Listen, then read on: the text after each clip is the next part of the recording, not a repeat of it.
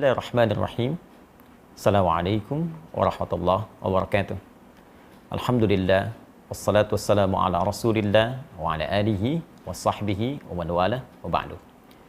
Saudara-saudariku, saya Adi Hidayat ingin menyapa dan mendoakan Anda semua, kita semoga senantiasa disehatkan oleh Allah Subhanahu wa taala, diberikan kemudahan dalam beraktivitas dan diberkahi dalam setiap aktivitas kita.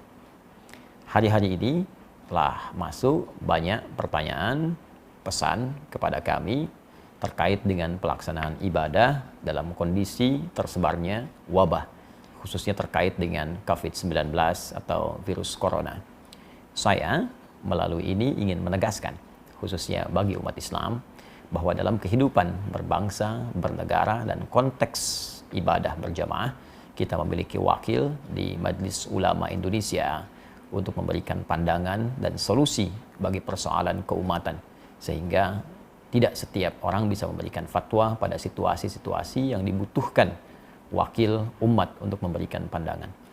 Dan dalam hal ini, di tangan saya saat ini telah ada keputusan fatwa dari Majelis Ulama Indonesia, setidaknya ada 10 lembar di sini. Yang penting saya ingin sampaikan mesti dibaca dengan detail, teliti, dan dipahami oleh umat sehingga pelaksanaannya bisa sempurna seperti yang disampaikan. Karena kami menduga ada sebagian informasi ini yang sampai, sebagian tidak sampai, sehingga menyebabkan kegelisahan, kepanikan, ketidaktahuan, bahkan ketidaksempurnaan dalam menunaikan ibadah yang dimaksudkan. Saya mohon izin untuk bisa berkontribusi menyampaikan fatwa ini sehingga bisa lebih meluas dengan baik, dipahami oleh masyarakat, dan bisa kita amalkan sesuai dengan ketentuan syariat agama kita. Fatwa Majelis Ulama Indonesia nomor 14 tahun 2020 tentang penyelenggaraan ibadah dalam situasi terjadi wabah COVID-19. Ya, bismillahirrahmanirrahim. Komisi Fatwa Majelis Ulama Indonesia MUI setelah menimbang dan seterusnya, mengingat dan seterusnya.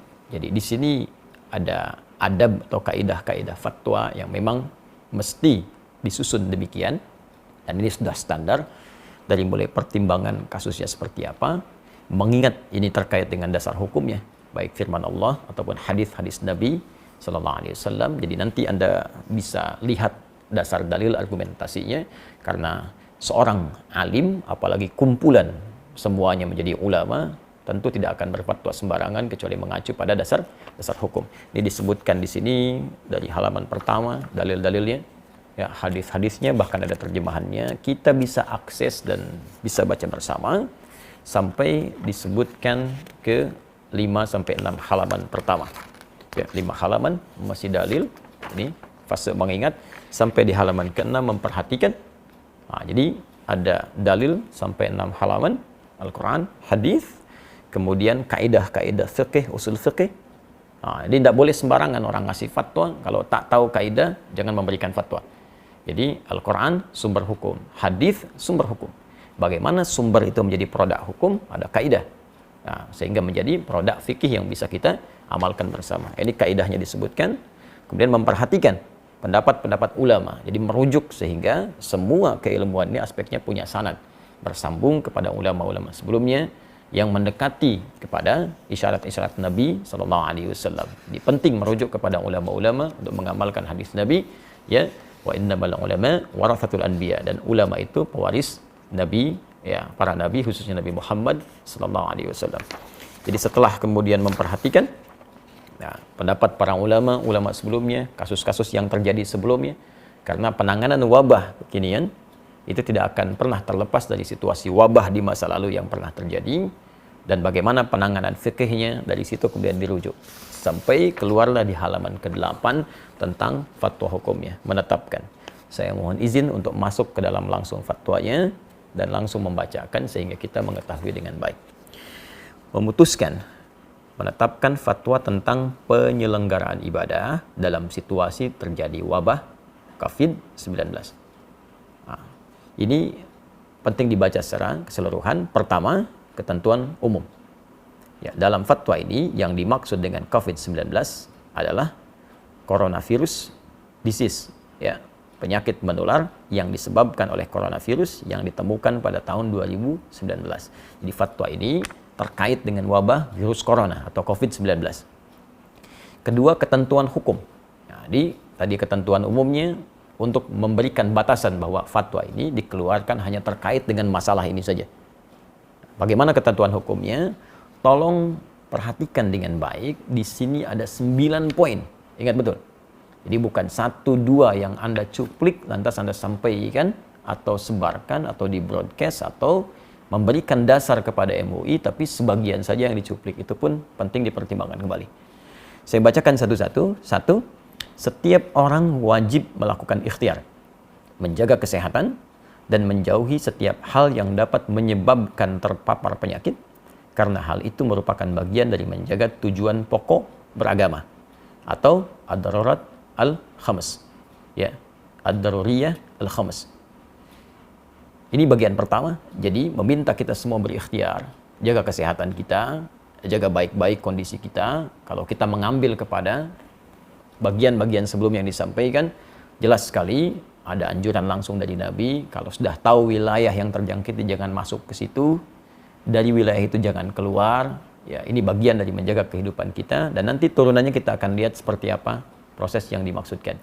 Ad-daruriyatul khams, jadi ada 5 aspek tujuan pokok syariat ya, yang harus kita jaga. Yang pokok pertama adalah hifdzun nafsi, menjaga jiwa. Jadi jangan sampai kita mencari harta, mencari kehidupan, ya, mencari segala hal yang menyenangkan, tapi lupa bahwa ada yang membahayakan dalam kehidupan kita. Saya tidak akan banyak menafsirkan, kita sudah pahami. Jadi kedua, ini yang paling penting, orang yang telah terpapar virus corona wajib menjaga dan mengisolasi diri agar tidak terjadi penularan kepada orang lain. Saya ulang, orang yang telah terpapar virus corona wajib menjaga dan mengisolasi diri agar tidak terjadi penularan kepada orang lain. Baginya, salat Jumat dapat diganti dengan salat zuhur, karena salat Jumat merupakan ibadah wajib yang melibatkan banyak orang, sehingga berpeluang terjadinya penularan virus secara massal. Baginya, haram melakukan aktivitas ibadah sunnah yang membuka peluang terjadinya penularan, seperti jamaah salat 5 waktu atau rawatib, salat tarawih, dan id di masjid atau tempat umum lainnya, serta menghadiri pengajian umum dan tabligh akbar. Jelas poin yang kedua. Jadi kalau memang sudah ada, diketahui positif, atau bahkan kemungkinan kuat suspek yang diduga sangat kuat terkait dengan corona, maka ini jelas, ya, fatwanya sangat jelas, jangan melibatkan diri dalam proses pelaksanaan ibadah berjamaah, baik Jumat, salat fardu ditunaikan berjamaah di masjid, atau salat-salat sunnah yang ditunaikan dengan sifat berjamaah terbuka. Fatwa ini sangat jelas, mudah dipahami, landasan hukumnya kuat. Bahkan kalau boleh kita memberikan bandingan yang sangat ringan, dalam situasi badai saja, ada hujan lebat, dingin, ya, itu bahkan muadzin mengumandangkan azan dengan satu kalimat membolehkan masyarakat untuk sholat di rumah karena khawatir terkena badai ketika akan ke masjid. Maka bagaimana dengan kondisi orang tertular virus dan bisa menularkan pada orang lain? Atau bahkan dalam konteks lain, ya, orang yang safar saja, perjalanan jauh, dengan keadaan safarnya dia bisa mengganti Jumat dengan zuhur karena kesulitan menunaikannya. Maka bagaimana dengan orang terkena virus yang membahayakan pada dirinya dan bahkan membahayakan orang lain di sekitarnya? Ini sangat mudah dipahami dan tidak perlu banyak ditafsirkan. Jadi kalau memang dampaknya pada wilayah yang sudah terjangkiti, kemudian orangnya diketahui banyak di situ terkena virus juga, maka hukum menunaikan ibadahnya itu bisa diganti dari yang aspek berjamaah di masjid, bahkan Jumat menjadi berjamaah di rumah, atau mungkin Jumat diganti dengan zuhur sesuai dengan fatwa yang disampaikan. Tapi fatwanya belum selesai sampai di sini. Jadi kalau kita mengambil yang kedua ini saja, maka nanti akan banyak ditafsirkan dengan ya, masjidnya ditutup, Jumatnya tidak ditunaikan, ya, baru secara umum. Sedangkan kondisi belum selesai disampaikan. Ya, fatwa nomor 3, orang yang sehat dan yang belum diketahui atau diyakini tidak terpapar COVID-19 harus memperhatikan hal-hal sebagai berikut. A. Dalam hal ia berada di suatu kawasan yang potensi penularannya tinggi, atau sangat tinggi berdasarkan ketetapan pihak yang berwenang, maka ia boleh meninggalkan sholat Jumat dan menggantikannya dengan sholat zuhur di tempat kediaman, serta meninggalkan jamaah sholat 5 waktu atau rawatib, tarawih, dan id di masjid atau tempat umum lainnya. Jadi kalau poin 2 tadi khusus bagi yang terkena, maka yang poin ketiga A itu menunjuk kepada kita yang tidak terkena, tapi kita tinggal di wilayah yang diduga banyak terjangkit dan menyebar virus corona. Sehingga menjadikan kita khawatir kalau keluar itu bisa terdampak, terkena, dan bahkan berpotensi menularkan pada yang lain. Dan ini pun sangat dipahami. Jadi kalau Anda tinggal di wilayah-wilayah tertentu yang memang informasi dari pemerintah setempat menyampaikan ini sudah darurat, sudah bahaya, diketahui kemudian tersebar, maka hukum fatwa ini berlaku. Ya, dan jangan dipaksakan. Sholat di rumah, ya itu biasa saja. Jadi kalau kita tidak sholat di masjid, itu biasa. Ya, dalam kondisi seperti poin nomor 3A ini. Yang tidak boleh itu tidak sholat. Itu poin pentingnya. Jadi kalau memang di tempat kita ditemukan situasi, diketahui banyak terjangkit, jangan paksakan situasi datang ke masjid. Ya, bahkan boleh Jumatnya gugur dan diganti dengan zuhur. Dan pahalanya sama dengan ketika kita menunaikan di masjid. Ya, saya sampaikan hadis Nabi sallallahu alaihi wasallam, riwayat sahabat Abu Hurairah radhiyallahu taala anhu, Nabi pernah menyampaikan, "Idza maridul 'abdu aw safar kutiba lahu mithla ma kana 'alaihi muqiman sahihan." Kalau ada seorang yang sakit atau bahkan sedang perjalanan jauh, dia tidak bisa menunaikan ibadah rutin seperti biasanya, maka apa yang dia tunaikan pada saat itu dihukumi sama pahalanya dengan kebiasaan dia semula. Saat sehatnya, saat normalnya. Anda saat safar kemudian menunaikan yang sempurna jadi qasar, zuhur 4 jadi 2, sunnah tidak dikerjakan, padahal sebelumnya biasa Anda tunaikan. Maka kalaupun Anda kerjakan qasar, sunnah tidak dilakukan, tetap pahala dituliskan sempurna seperti kebiasaan Anda. Anda yang rajin ke masjid, kita yang biasa Jumatan, karena kondisi ini tidak memungkinkan ke masjid, dan tidak kita tunaikan berjamaah di masjid, kita tunaikan di rumah untuk menjaga diri pada aspek yang sangat penting, maka pahalanya pun sama dengan Anda mendatangi tempat ibadah itu. Tapi kalau Anda memaksakan diri sampai tertular atau menularkan pada orang lain, maka bukan hanya berpeluang keliru, tapi berpeluang juga dosa di dalamnya. Fatwanya belum selesai.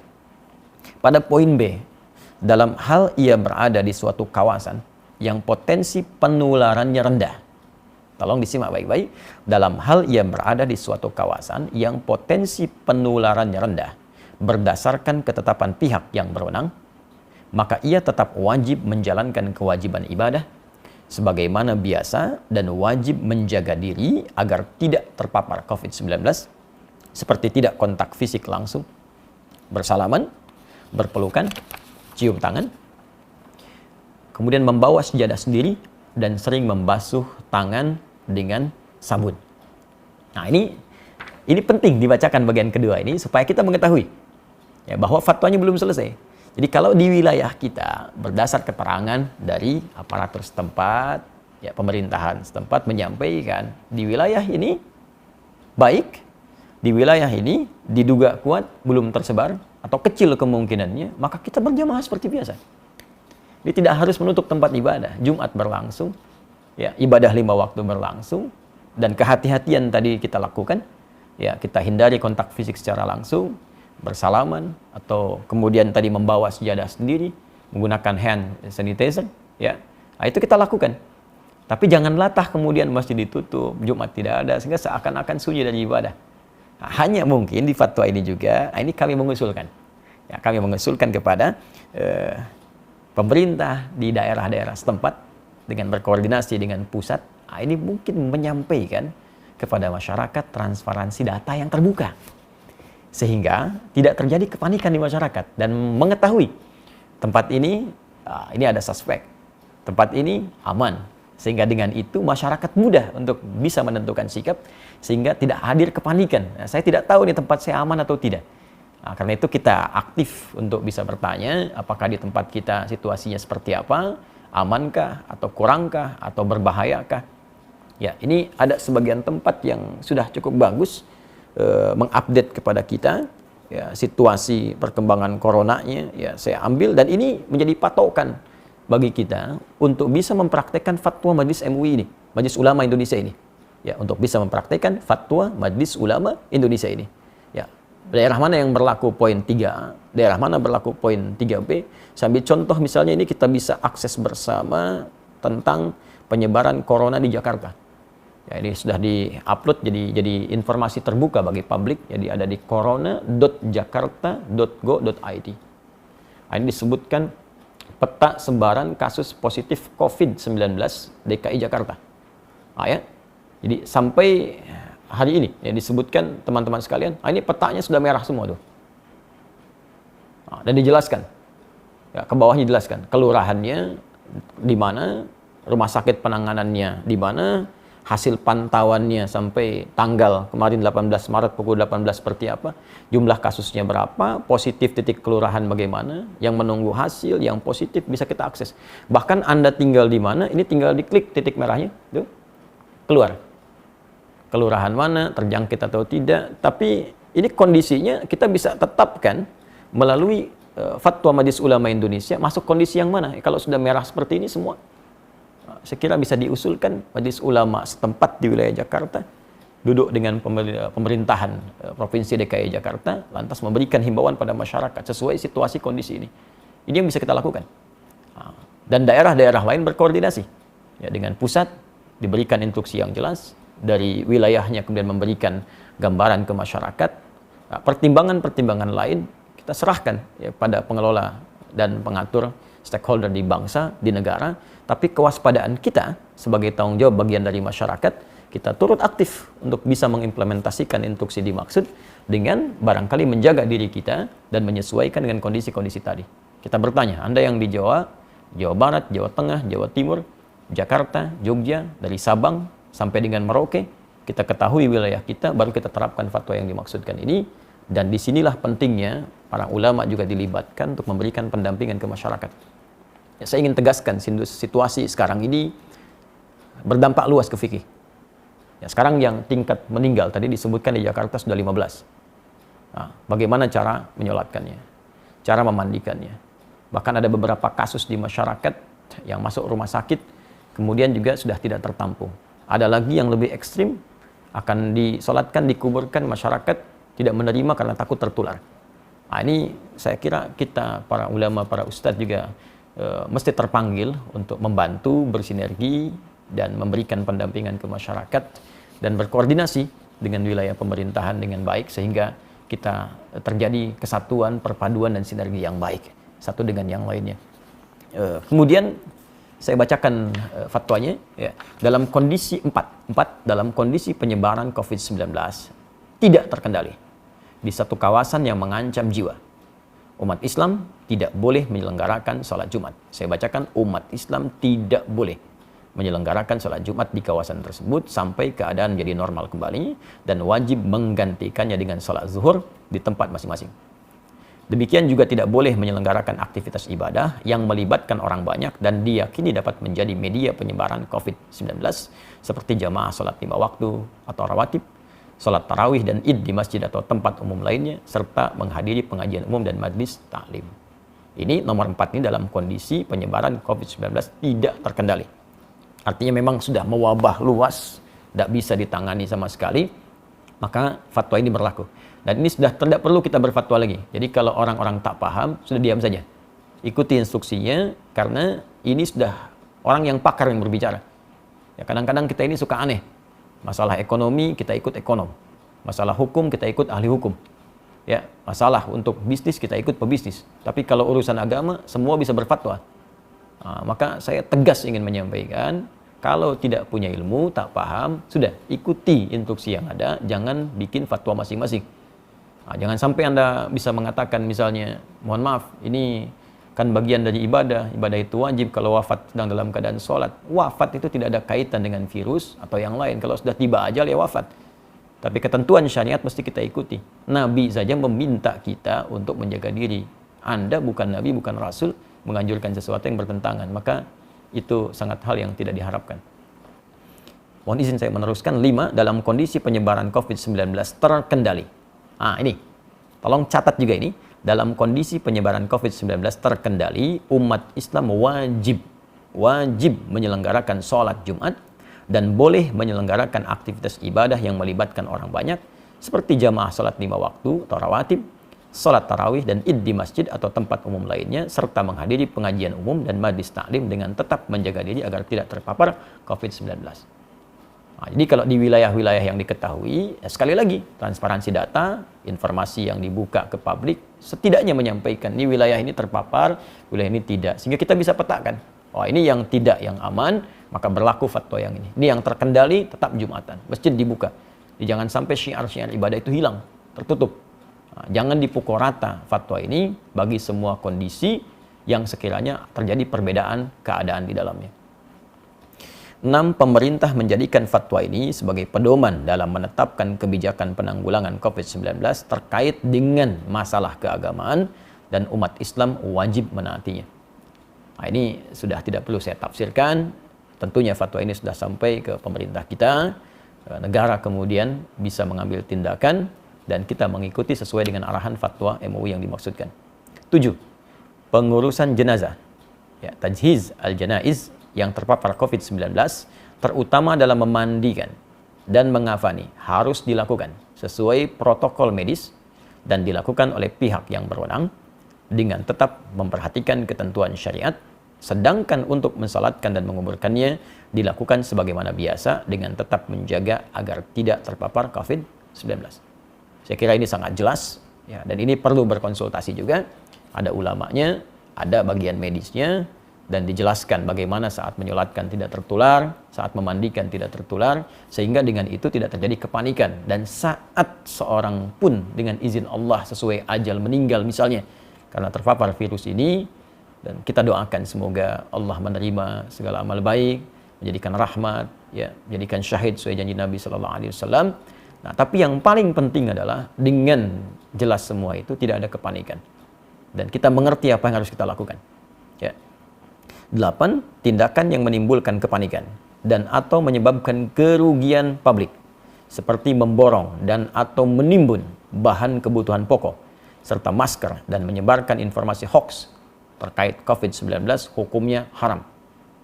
Hukumnya haram, termasuk Anda pun yang menyebarkan informasi fatwa yang sembarangan, ya, yang bahkan tidak terkait dengan kondisi yang dihadapi, itu bisa salah juga. Ya, seharusnya bisa ke masjid, tidak bisa ke masjid. Atau seharusnya tidak harus ke masjid, malah ke masjid. Nah, maka dilihat dengan baik-baik. Dan saya pada poin yang ke-8 ini ingin mengajak seluruh lapisan masyarakat Indonesia, tanpa kecuali, terlepas dari sekat-sekat keyakinan dan yang lainnya. Mari kita bersinergi untuk mengatasi wabah virus COVID-19 ini. Ya, Anda yang diberikan keluasan oleh Allah Subhanahu wa Ta'ala dari segi harta, atau bahkan bisnis Anda terkait erat dengan kebutuhan masyarakat saat ini buktikan. Waktunya Anda untuk membuktikan diri, berbakti kepada negeri, bangsa, berkhidmat, niatkan sebagai ibadah, tampil Anda. Buat masker yang banyak, sebarkan di masyarakat, CSR Anda gunakan untuk berkhidmat secara sosial, atau bikin harga yang murah. Nah, jangan mencari keuntungan dari situasi yang sulit. Ya, karena untuk apa Anda mendapatkan harta kekayaan yang tinggi di atas penderitaan orang lain? Ya. Kemudian juga yang usaha di bidang disinfektasi, disinfektan, silahkan buat dengan harga pokoknya, sebarkan. Kalau perlu kita bikin bilik-bilik kemudian di sosial di masyarakat sehingga orang bisa diberikan disinfektan, ya, dengan cukup baik, menemukan hand sanitizer di berbagai tempat sehingga kita bisa tekan sesuai dengan kemampuan kita. Apa yang bisa kita kerjakan, passion yang kita dapati, kita bersinergi. Dan ini bukan saatnya untuk kita saling mencari peluang, ya, mencela, menjatuhkan. Ya, negeri kita perlu persatuan untuk mengatasi wabah ini. Kalau kita memang ingin terbebas, ya, kecuali kalau orang-orang punya kepentingan-kepentingan lain, ya, tentunya Allah akan memberikan jalan keluar kepada kita dengan cara yang paling baik. Terakhir, 9. Umat Islam agar semakin mendekatkan diri kepada Allah Subhanahu wa Ta'ala dengan memperbanyak ibadah, taubat, istighfar, zikir, membaca kunut nazilah di setiap salat fardu, memperbanyak salawat, sedekah, serta senantiasa berdoa kepada Allah Subhanahu wa Ta'ala agar diberikan perlindungan dan keselamatan dari musibah dan mara bahaya. Ya, daf'ul bala, khususnya dari wabah COVID-19. Inilah 9 poin yang disampaikan, dan bagian terakhir khususnya bagi kita umat Islam sangat penting kita lakukan. Karena semua solusi akan kembali kepada Allah Subhanahu wa taala. Al-Quran surah kedua Al-Baqarah ayat 156. Alladzina idza asabathum musibah qalu inna lillahi wa inna ilaihi rajiun. Orang-orang hebat itu, orang-orang sabar, orang-orang terbaik itu ketika diuji dengan musibah apapun, maka ia kembali kepada Allah untuk meminta solusi. Kita tingkatkan ibadah, amalkan doa-doa yang disebutkan dalam Al-Quran, amalkan doa-doa yang disampaikan oleh Nabi, dan indahnya dalam Islam, bahkan kita sudah mendapatkan tuntunan lengkap dalam kehidupan, bahkan terkait hal yang belum kita alami di masa-masa selanjutnya. 15 abad yang lalu, Nabi sudah menginfokan akan datang wabah. Sekarang kita tahu situasinya, dan bahkan Nabi ajarkan kalimat-kalimat untuk bisa kita amalkan. Baca zikir pagi, petang, baca doa-doa dalam Al-Quran, yang dengan itu insya Allah terhindar kita dari wabah dengan izin Allah Subhanahu wa ta'ala. Terakhir rekomendasi. Ya, pemerintah wajib melakukan pembatasan super ketat terhadap keluar masuknya orang dan barang ke dan dari Indonesia kecuali petugas medis dan barang kebutuhan pokok serta keperluan emergensi. 2. Umat Islam wajib mendukung dan menaati kebijakan pemerintah yang melakukan isolasi dan pengobatan terhadap orang yang terpapar COVID-19 agar penyebaran virus tersebut dapat dicegah. 3. Masyarakat hendaknya proporsional dalam menyikapi orang yang suspek atau terpapar COVID-19. Oleh karena itu, masyarakat diharapkan bisa menerima kembali orang yang dinyatakan negatif dan atau dinyatakan sudah sembuh ke tengah masyarakat serta tidak memperlakukannya secara buruk. Kemudian ketentuan penutup. 1. Fatwa ini mulai berlaku pada tanggal ditetapkan dengan ketentuan jika di kemudian hari membutuhkan penyempurnaan akan disempurnakan sebagaimana mestinya. 2. Agar setiap muslim dan pihak-pihak yang memerlukan dapat mengetahuinya, semua pihak dihimbau untuk menyebarluaskan fatwa ini. Dan apa yang saya sampaikan ini menaati, mengikuti himbauan, khususnya di poin yang keempat ketentuan penutup, berkontribusi dalam menyebarluaskan fatwa ini sehingga diketahui oleh masyarakat dan bisa kita taati dan jalankan khususnya bagi umat Islam di seluruh wilayah Indonesia yang kita cintai ini. Ditetapkan di Jakarta pada tanggal 21 Rajab 1441 Hijrah, 16 Maret 2020. Majelis Ulama Indonesia Komisi Fatwa, Ketua Profesor Dr. Hasanuddin AF, Sekretaris Dr. Haji Muhammad Asrul Ni'am Saleh MA, mengetahui Dewan Pimpinan Majelis Ulama Indonesia, Wakil Ketua Umum ditandatangani Kiai Haji Muhyiddin Junaidi MA, Sekretaris Jenderal Dr. Haji Anwar Abbas MM MAG. Dan insya Allah kami mengetahui semua orang-orang ini yang menandatangan seluruhnya kafabel, ulama-ulama yang insya Allah dibimbing oleh Allah Subhanahu wa ta'ala dalam kebaikan. Karena itu dengan hadirnya fatwa ini, maka silahkan kita sikapi dengan baik. Saya berharap juga kepada kolega dari kawan-kawan, termasuk khususnya di umat Islam, ustadz, para ulama-ulama di daerah ikut menyebarluaskan ini dengan proporsional, dengan detil, sesuai dengan keadaan daerahnya, sehingga menjadi sikap bagi masyarakat untuk bisa menunaikan ibadah. Dan saya juga menghimbau kepada pemuka-pemuka di agama lain, saudara-saudariku sebangsa dan setanah air, ya, agar sama-sama kita bersinergi menyampaikan kepada umatnya, menyampaikan kepada masyarakat juga di bawah binaan dan bimbingannya, agar senantiasa bisa menjaga diri, kesehatan sesuai dengan instruksi yang kita dapati dan bisa menyatukan kita dalam suasana kebangsaan yang utuh, baik, dan semoga Allah membebaskan kita dari wabah COVID-19 ini dan memberikan hikmah-hikmah terbaik kepada kita. Dalam situasi yang sulit akan tampil orang-orang yang hebat, orang-orang yang jelas cintanya kepada bangsa, kepada negara dengan memberikan kontribusi-kontribusi yang positif. Tapi di saat ini pun akan tampak orang-orang yang memang tak peduli, orang-orang yang hanya menumpang kehidupan yang mungkin tidak kita saksikan dalam kehidupan kita.